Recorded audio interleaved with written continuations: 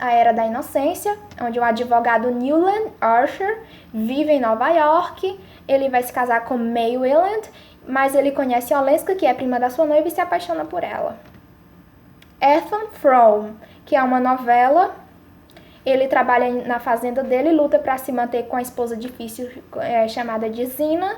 Ele contrata a prima da sua esposa para trabalhar na casa dele e ele acaba ficando obcecado por a menina, né, por a prima dela, e tendo um destino trágico os personagens. E a conclusão é que os cosmopolitan novelists eram autores de grandes centros urbanos e usavam realismo em suas obras. E eles contribuíram para a literatura americana de forma significativa, pois eles falaram sobre o feminismo, os europeus dos grandes centros urbanos, intrigas políticas, entre outros, o que naquela época não era muito comum. Agora eu vou falar sobre naturalismo e denúncia, ou naturalism and criticism. Os autores desse período usaram realismo também para relacionar o indivíduo com o meio social. Porém, eles se diferenciaram de Henry James e Edith Wharton porque eles abordaram problemas sociais, denunciavam os problemas sociais em suas obras e tinham influências do darwinismo e da filosofia. A primeira biografia eu vou falar sobre Stephen Crane.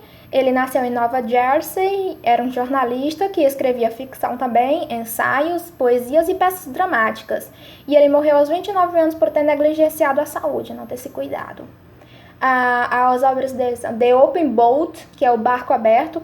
O conto fala de um naufrágio, da luta pela sobrevivência de 4 homens, entre eles eram um cozinheiro, azeitador, capitão e um correspondente, e eles tentavam fazer o bote chegar a uma praia e a sua consequente aflição, né? Tratava da aflição desses 4 homens no mar. The Blue Hotel, que é o Hotel Azul, conta a história de um homem que se mete em problemas após uma estadia no Palace Hotel. The Bride Comes to Yellow Sky, A Noiva Vem para o Céu Amarelo, outra obra dele. The Red Badge of Courage, que foi publicada em 1895, A Insígnia Vermelha da Coragem, a tradução. É um romance mais comovente e foi publicado e muito aclamado em 1895. Maggie, A Girl of the Streets, foi publicada em 1893, que é Maggie, uma moça das ruas, é um dos melhores e o primeiro romance americano naturalista, é considerado, né? Contra a história angustiante de uma jovem pobre e sensível, cujos pais eram ignorantes e alcoólatras e a deixaram no desamparo, abandonaram. E ela deixa-se seduzir, vai viver com um jovem e se torna prostituta. Agora eu vou falar sobre Jack London. Ele nasceu em São Francisco em 12 de janeiro de 1876. Seu nome é John Griffith Cheney. Jack London é um pseudônimo. Ele era trabalhador pobre e autodidata da Califórnia, foi autor, jornalista, ativista social norte-americano e um dos primeiros romancistas a obter celebridade mundial somente com suas histórias, além de uma grande fortuna. E sua primeira coletânea de história tirou-o da pobreza e levou à fama. Teve 2 casamentos. O primeiro casamento, de 1900 a 1904, ele se casou com Elizabeth Mather, ou Bessie, em 7 de abril de 1900. O segundo casamento, de 1905 a 1916, após ele divorciar de Bessie, ele se casou com Kittredge em 1905. Ele era vulnerável a acusações de plágio por causa de seus métodos de trabalho e morreu na Califórnia em 22 de novembro de 1916. As obras são The Son of the Wolf, em 1900, O Filho do Lobo, The Call of the Wild, publicada em 1903, que é Apelo do Instinto, The Sea Wolf, 1904, que é O Lobo do Mar, e Martin Eden, que foi publicado em 1909, é um romance autobiográfico onde Eden é marinheiro e operário inteligente e trabalhador, mais pobre, e ele resolve se tornar escritor. E com o tempo, com a literatura, né, ele se torna rico e famoso e vê que a mulher que ele ama só se interessa pelo dinheiro e pela fama. E então ele parte para o Pacífico e lá ele se suicida jogando-se ao mar.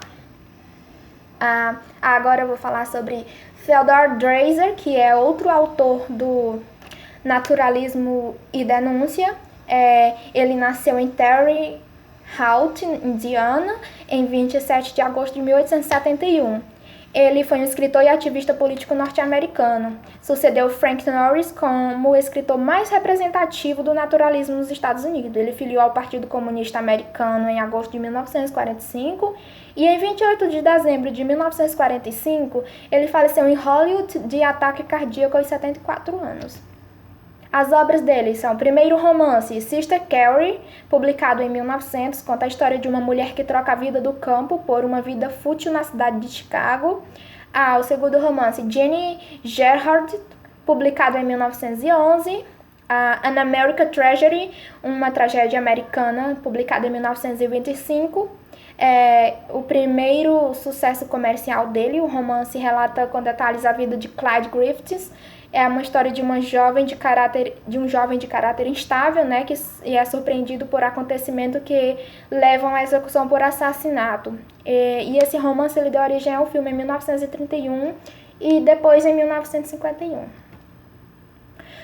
Frank Norris, agora eu vou falar sobre a biografia dele. Ele nasceu em Chicago, Illinois, em 5 de março de 1870.